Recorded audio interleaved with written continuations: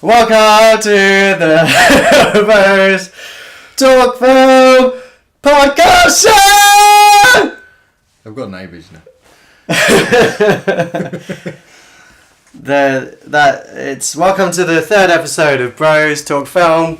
This is all about it is two brothers, and we talk about a film that we've just seen. We do it in one take, and there is no editing or music. That's the rules. And we only talk for 35 minutes. Well, hence the timer at the beginning. Right.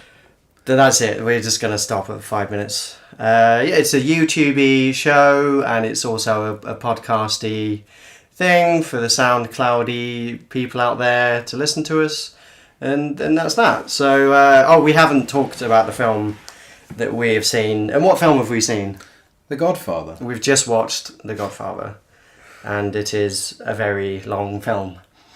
Yeah, well, it's not so much nowadays. You get quite a lot of 3-hour films nowadays. Do you? Oh, yeah. Like what? Well, some quite mainstream ones, really, because I mean, The Hobbit and all the Lord of the Rings ones are 3 hours. Like, I think they're probably... I don't know, really. I don't really want to say there's more 3-hour films now than there was when The Godfather got made, but...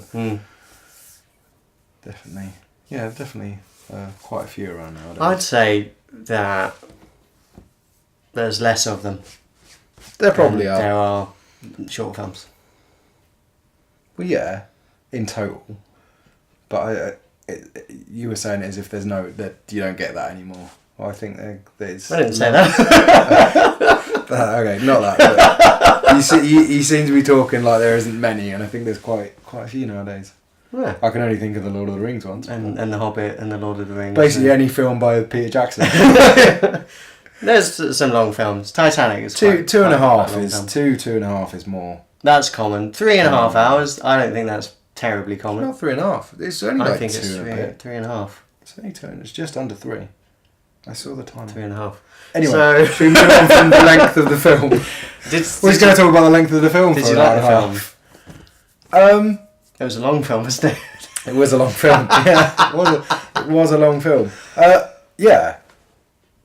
I was really worried about talking about this. We've never seen it. Obviously, that's one of the things, but we've never seen The Godfather. If you can't believe that, then, I don't know, screw you, I guess. Yeah. I hate it when people say you haven't, you're a filmmaker. Oh my God, you haven't seen The Godfather. Oh my God. Weirdly, yeah, this is the one, like, whenever I used to tell anyone that I haven't seen The Godfather, it would be like, oh my God, and because we both went and studied film and stuff. You're a film student, you've never seen The Godfather. No. I hate that. Yes.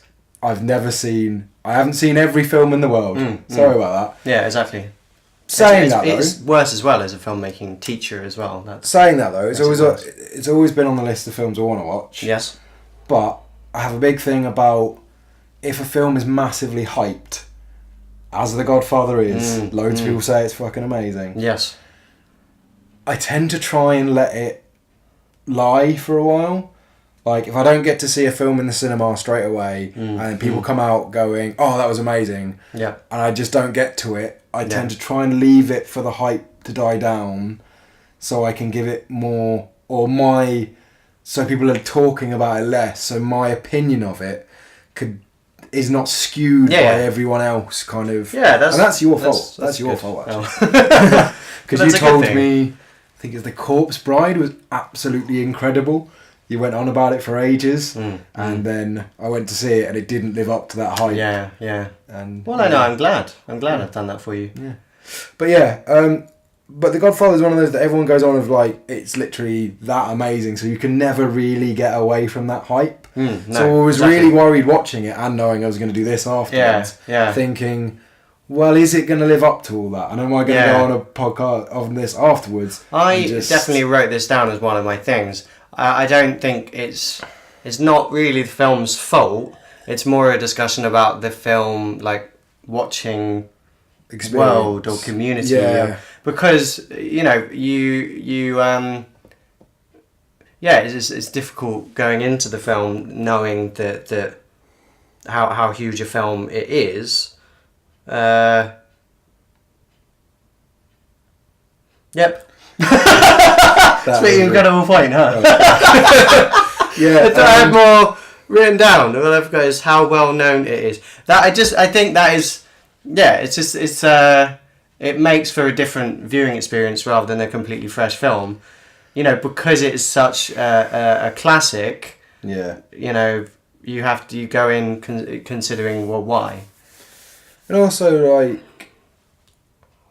I know spoilers are a bit of a cliche nowadays of like everyone's going, oh, spoilers, spoilers, spoilers, but really everyone knows The Godfather. Yeah, you've seen The Godfather, haven't you? Yeah. I'm going to spoil it now. Yeah. Really, like, you can't...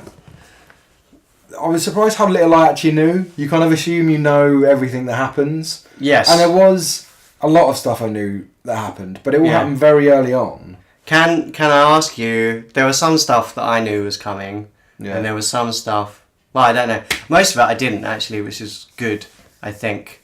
But did you know the horse head bit was coming? Yeah. Yeah. So yeah, that's annoyed me, and I get that. That also comes back to the point of like, well, how well known the film is. I was shown that clip in film studies, I think. Yeah. So I knew that was coming. It lessens the impact of it. It does lessen the impact. What else did you know that was going to come? The horsehead scene, What didn't you know was going to come? I knew Michael was going to go and shoot someone. Yeah. Some people. Right, okay, you know. In a cafe. Right, yeah. But I wasn't 100% sure whether that was number 1 or 2. And I didn't know who it was. Okay, yeah. What else? There's what is more interesting, I think, the first scene is that everyone knows the first scene where people go and ask him favours. Right, yeah. But what didn't you know? I think that's more interesting. What was... the rest of the film? Okay. Is an easier way to say it. Yeah. You know, I think the horse scene was still impactful for me, but I still think it is a shame that that's so well known now. For me, and it's what we were talking about earlier. You know, it's like some cult films are so damn well known that you know the scenes, and then you're waiting for them to come, and that's a shame. But I still so it's not a discredit to the film. That scene is actually incredible. It's really great. You know, you get to see the power. It's actually, I think it's probably the first time in the film you see his power. It's in context, really. So you get, like, knowing the scene of, this guy, the horse head turns up in his bed. It's just kind of like, that sounds nasty. But then knowing the context and knowing what happens around it as a display of power, it adds to it more. So... Although it doesn't have the shock value of, oh my god, there's a horse in that guy's head. Yeah. A horse in that guy's head? A horse in that guy's head? Bed. Wow. It still has the resonance within the rest of the film. That'd be amazing. Yeah. A horse inside his head. Yeah. But it's as well, on the kind of point of lessening impact through knowing stuff. Yeah. You can't help but... as with a lot of older films, they've influenced other films a lot. Mm-hmm. So other films that have come out after it have taken a lot from it. Yeah. And kind of... So then if you've not seen the original, when you go back to it, it feels very cliche. It can feel very cliche and kind of like, they're doing that. Yeah, I've seen that a million times, but it's the originator. Yeah, definitely, yeah. That's cool. I don't know. What do you think? How did you... The only thing I had like that, really, was it kept making me think of GTA video games, especially sort of GTA 3. Yeah, I just sort of... I don't know, like, this is the Mafia and all that stuff. I think that is, for me, highly influenced by this film, which I thought was kind of cool. I enjoyed that. 100% it is. Yeah. For me, though, the main thing I was worried about in that area is Don Corleone. Something like that. Let's not try. The main Dons. You mean The Godfather? Yeah, the Godfather. First one. Yeah, just The Godfather. Yeah. His character has been. Tea on myself, for goodness. Oh, well done. It's all over my face and everything. Yeah, I know. Sorry, carry on. His character has been parodied and made a joke of, and and done in so many forms and so many yeah. The Simpsons have done it, Family Guy's done it. There's two really similar things, but you know what I mean, it's been taking the piss out. So it makes him less scary, doesn't it? I think. Well, no, to be honest, that was what I was worried about going in, thinking, is his character going to come off as a bit of a joke? Because that's what it is in modern culture now. It's been done so much, you know. But I really didn't think. I really thought he was amazing in the film. Like, and the fact that I know Marlon Brando was a cock as well. He was a dickhead. Oh, really? Like you hear stories about he's just the most difficult actor to work with, to the point where he refused to learn lines, would make his other actors hold up cards so he could read it. Yeah, wow. Apparently he was a nightmare. Really? So I was really worried that would colour his performance for me, but no, I didn't know about that.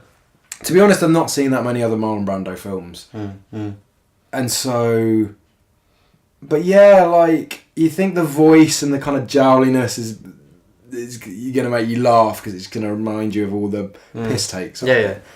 But it really didn't. Like, the character is that strong. Yeah, I thought before I saw the film, I always thought that his character would be like really scary or whatever. I didn't really find him scary. I did find him like powerful. I thought he was very powerful, and I don't know.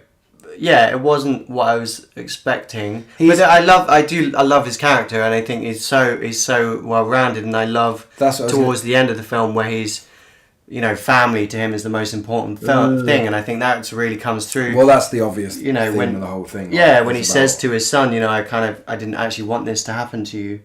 You know, which he makes clear when he wakes up and he's like, oh no, and that's another thing. Like the whole family gangster thing has become a massive cliche. Right. Okay. Yeah. But it still didn't come across like that in this. No. You didn't think, you know what I mean? No, not at all. Like, it's really well done. Yeah. Like, and on that point, I really love how he died. That scene is just beautiful. Really beautiful. I mean, it's pretty much the most subtle and kind of happy death, really. If you don't remember the scene, maybe you do, probably you do, but anyway, he's, you know, playing with his grandson, and yeah, he's sort of, you know, he seems sort of genuinely running happy, around laughing and happy, and kind of, you know, starts coughing and kind of keels over and assume has a heart attack or something like that, just dies of old age, basically. Yeah, that's it. It is the only thing I can think of like happy death in the film. Everyone else is brutally butchered or killed or you know. And for a mob figure, I'd get that's probably quite a rarity. So absolutely. Yeah, he's pretty lucky. It's an interesting comment, really, and in a way, like, he is a very measured, calm character. He never really he gets angry at people, but he's very sensible. He's very reasoned. He's very. He's not the stereotypical mob boss you see nowadays. That are all angry he's not a villain. Threatening. He's a businessman. I found him more likeable than I did Michael. I think it's quite interesting. It's basically a transition between the old and the new, really, isn't it? They're both. You can see he is his father's son. You see him and like I found it really interesting how that first time you see Michael kind of like when he's proposing killing the police chief and that's the first time he really gets involved in that lifestyle. So and at that point he's been hit in the face and he's got a bit of a jowly look on the side they shoot him on with the slightly swollen face and the way he's sitting is very like how his father is. And they all pay attention to him because they all. It's very beautifully done. The transition of his character from, you know, a do-good person that doesn't, war hero that doesn't want to be involved in that world, to completely becoming the Godfather. You know, a Godfather and the Godfather, and you know, it's really well done. But I don't think he's a likeable character, especially towards the end. No, definitely not. Well, that's what the end of the film is, really. It shows you you think he's that last like kind of vestige of humanity towards his wife. Says, you can ask me this one time, and I'll tell you the truth. He lies to her, and then he gets surrounded by his family, and they physically shut her out. Like, and the focus throughout that shot remains on him. Like, she's in the foreground doing stuff, and the shot is set up as if she would be the focus of because he's miles off in the background, but he's clearly focused on him, and his face is. Yeah, it's a wonderful bit of cinematography. Cold and emotionless, you know. Yeah, it's but, there's 2 points I can go off on here. Ding, ding, ding. Pick cinematography or women. Which one do you want me to go with? I knew women was going to come. Love talking about women. Well, we've mentioned love the ladies. Cinematography or women? I want to talk about both. It's going to become a feminist film podcast.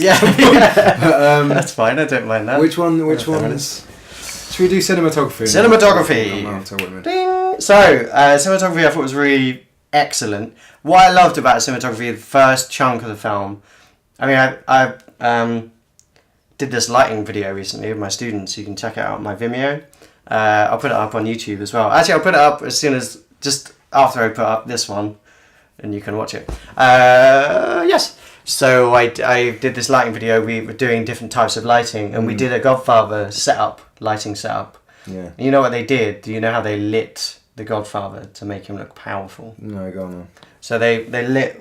Well, actually, they lit a lot of those opening scenes from the top. Yeah. So you can't see his eyes a lot of the time. You've got like this mystery behind him.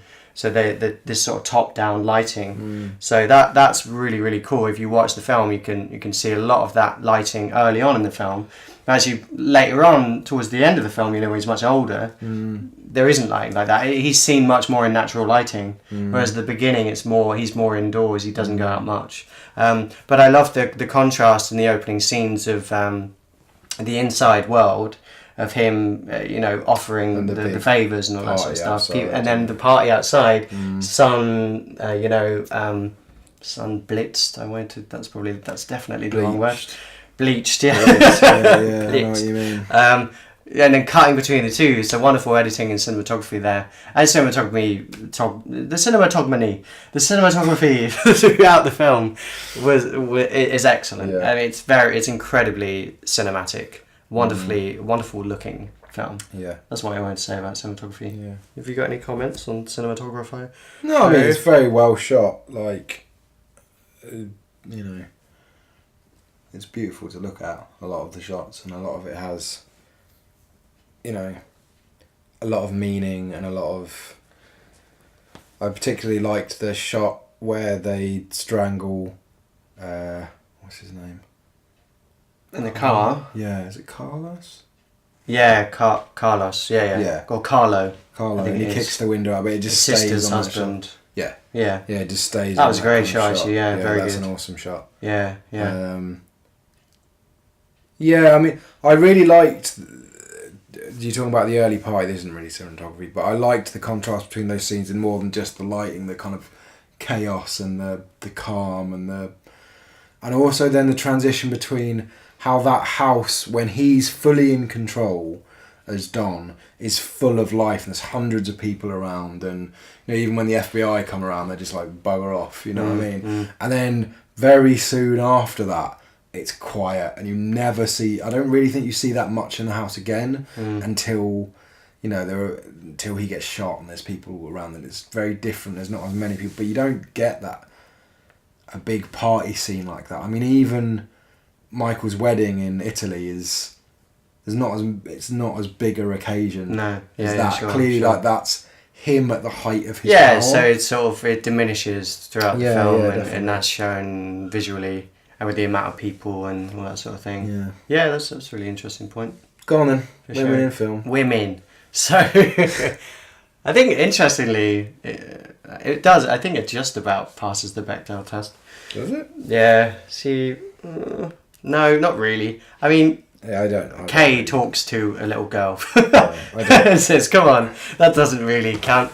I found, I mean, the bit that I found really annoying was when Michael goes to Sicily, sees a woman, a beautiful woman, and she sees him, and it was a funny scene when you find out, it's mate's daughter or whatever, and then before you know it, they're having sex and getting married, and she said nothing. She has said nothing. Yeah, she's literally not a character. No. And then she gets blown up. For no particular reason. Yeah, I like that bit because that's one of the bits I didn't know was coming. Yeah, I didn't know that. Yeah, I thought it was quite cool. It was quite well set up, but I did not give a shit about how I was like, why? And why is he fucking? Oh, sorry, marrying her anyway. I'm not going to apologise. I think it's fine to swear if you've got a good right to. What's he doing? Diddly dallying about just. What about Kay? I mean, it's cut well. You cut back to her, and she's like, "Oh, what about the letter and blah blah blah." But and then when he comes back, he's just like, "Oh, hi Kay. I haven't seen you for a year. Haven't been in touch. Let's get married." Yeah, she's not necessarily her fault. That's kind of how. Okay, I'll do that. That's probably how they were. Yeah, I see what you mean. So it's of its time. Blah blah blah. I think. It's hard to criticise. Like you say, it's of its time. Yeah. I kind of still think it's both of its time for the 70s when it was shot. Yeah, and for the 50s when it was. Because I knew you were going to bring this up, but that's what I was thinking. Is it's probably more of its time because of when it was filmed rather than when it was set. Yes, I think that's probably right. Yeah. I think you could still have strong female characters in that. In the 50s, In the 50s. I think there were. Yeah. But because... it's not necessarily just about having strong Hollywood ones. in the 70s. It's about ones that talk more. Yeah. And Hollywood in the 70s wasn't really like that. No, but so I think it's a bigger problem with Hollywood than it is... The women are treated like shit throughout. I think like many films since then and similar kind of things have shown...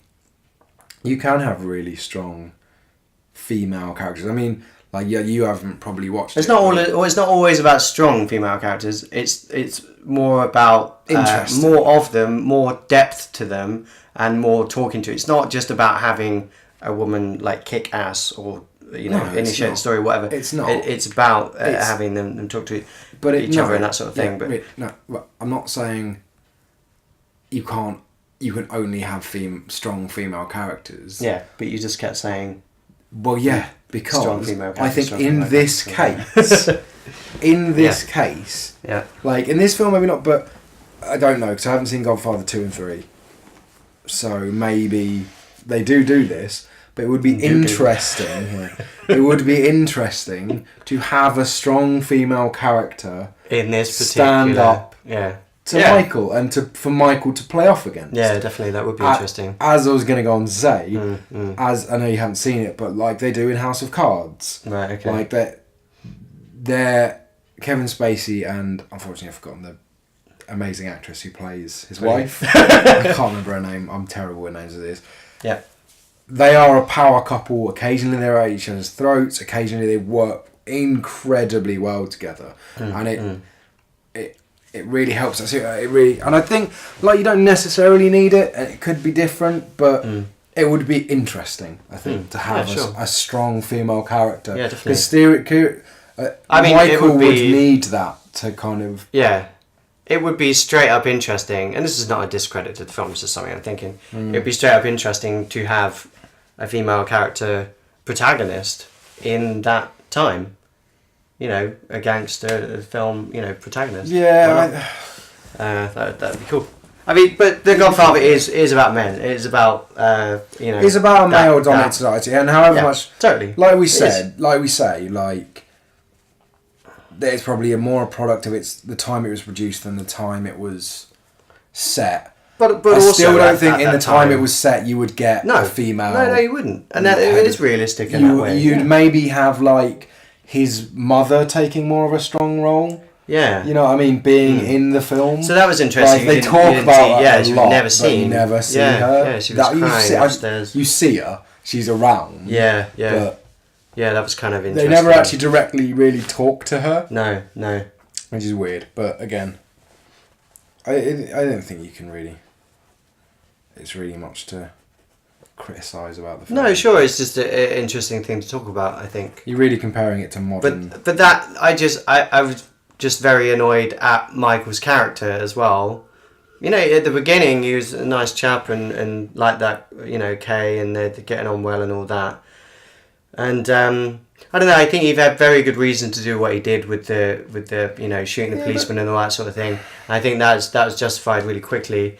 But it's just a bit when he was away, and when he comes back and Kay's like, oh yeah, you know, let's get married, and but you know, the thing is, like, you say that like I was annoyed with Michael's character, as if are you saying that's a flaw with the film? Because I don't think you're meant to like Michael.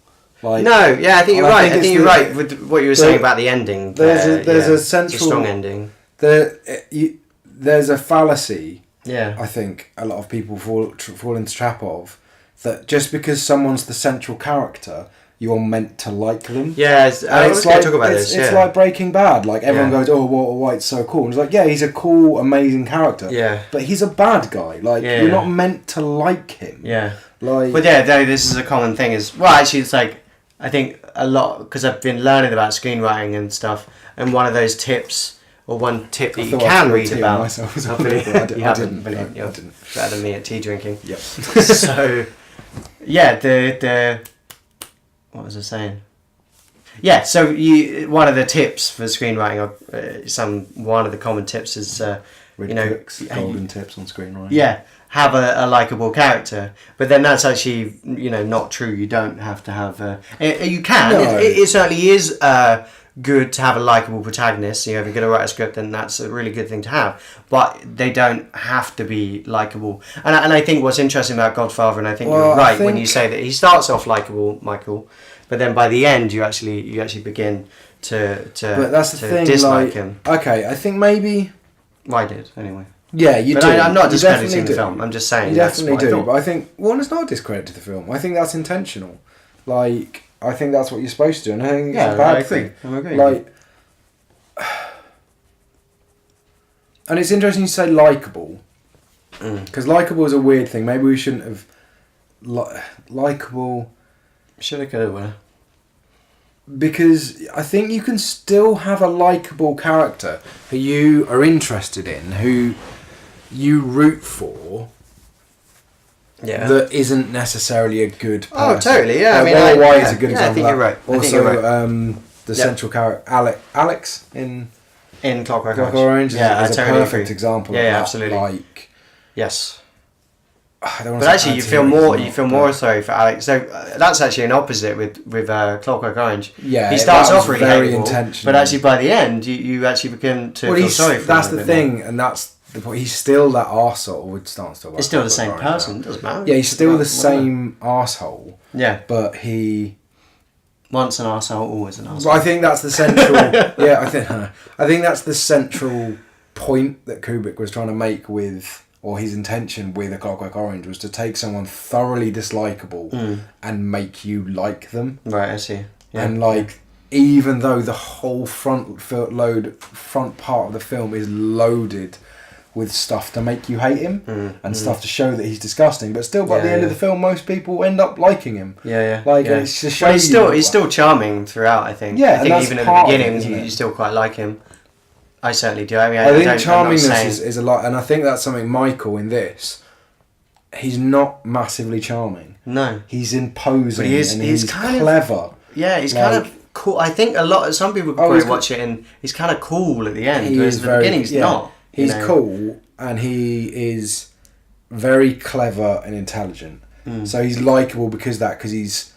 I think some people would in the 90s would have called it street smart. You know what I mean? Like he's got an instinctive knowledge of whether it is his war past or whatever. Yeah, but he's got a good knowledge of what he needs to do. And like going back to that, it's his father's son. Yeah. Totally. But yeah. So would you say how many stars out of 5 would you give it? Not that we don't review. I'm just interested in this. We generally discuss stuff. That's why we just talked about. I think it comes back to the whole. It's not a review show. This, but what would you give it out of 5? I don't know, because it comes back to the whole. it loses a lot of impact because a lot of stuff has built on what it did. Yeah, but forget about that. For me, it's not.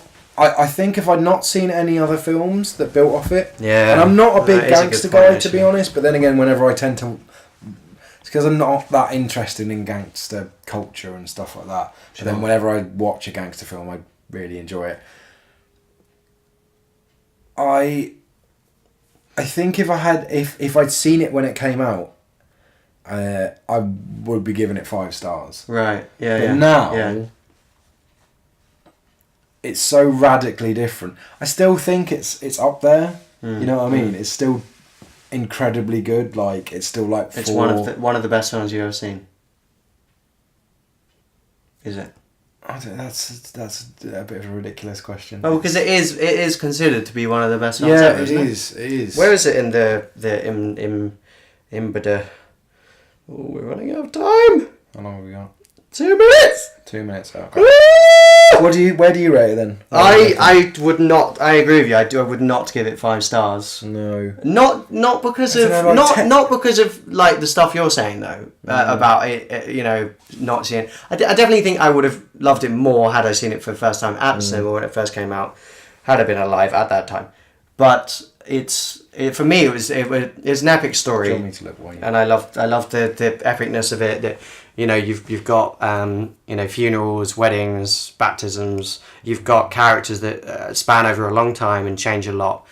And I think that's quite wonderful. The cinematography is incredible, but it didn't have enough of an emotional impact on me for me to go, okay, 5 stars. I have to be like incredibly